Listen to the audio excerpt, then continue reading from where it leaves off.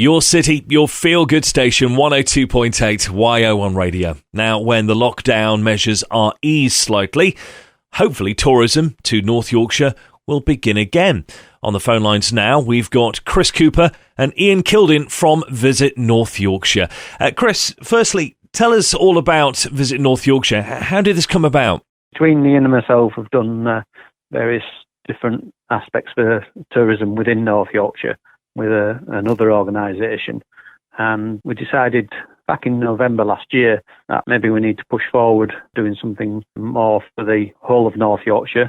So we created Visiting North Yorkshire in the way to promote all our wonderful areas.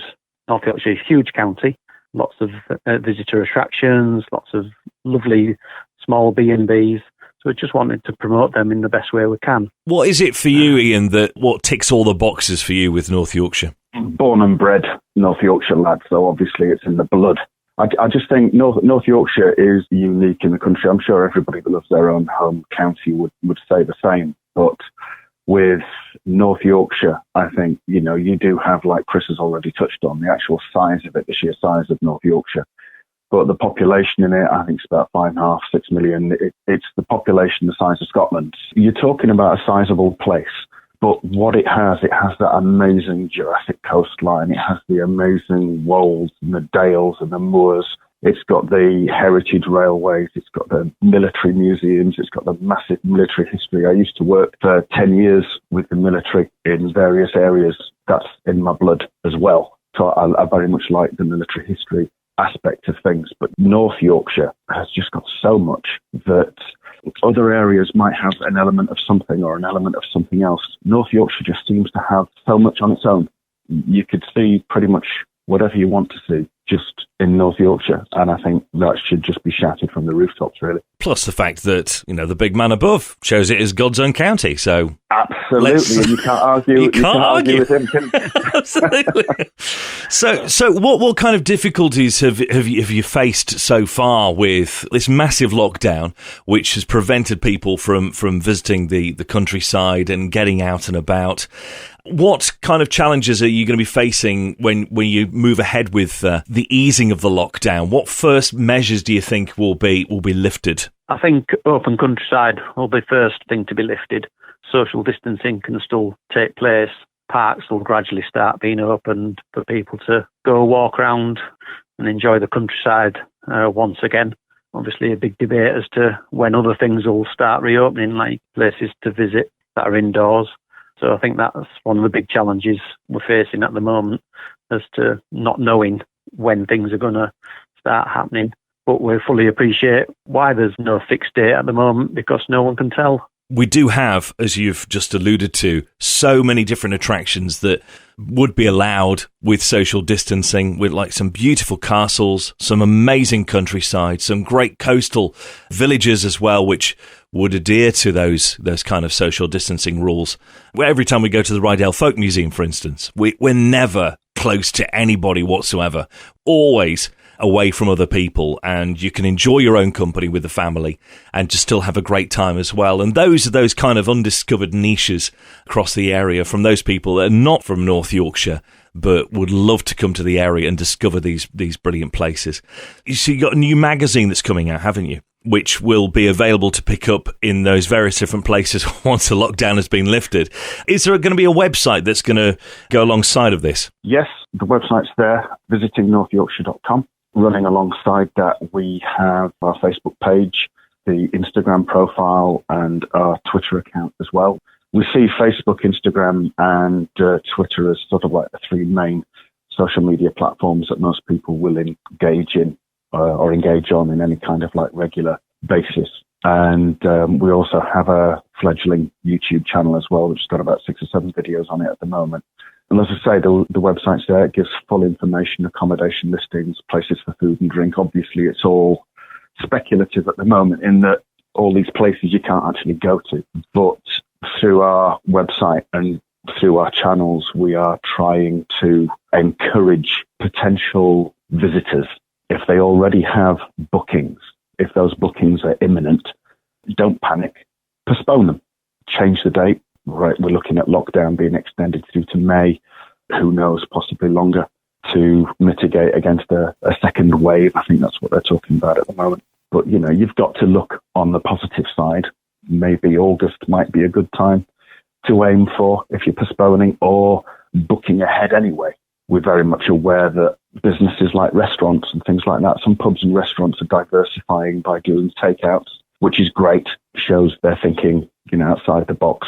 But also, you could book a table in August or September or whenever in a restaurant and pay a deposit, put some money in, keep things circulating. That money you pay as a deposit could be the difference between a business staying afloat or going under. Plus, you have something to look forward to, when all this is over.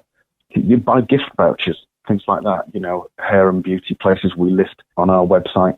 Get a voucher for somebody for some pampering or for yourself. By the time this is over, you deserve it.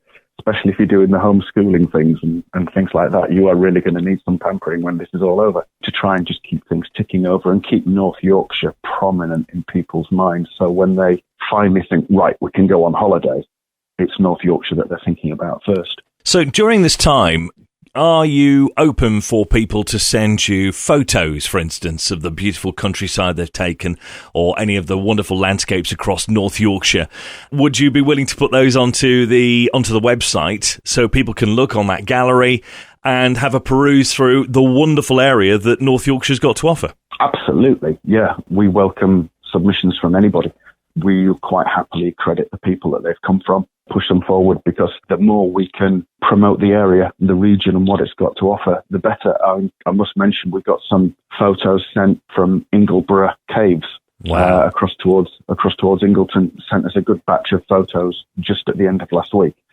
Here, would you like to use these? I've been looking through them at the weekend and they are stunning. It's a place post-lockdown I want to go and visit because it just looks amazing. So we'll be pushing those out. But we're doing a campaign this week. It's just kicked off today on all the social media platforms with a view of the lockdown. We're just calling it Unlock North Yorkshire. And it's just basically a series of pictures of all the places round that you can see.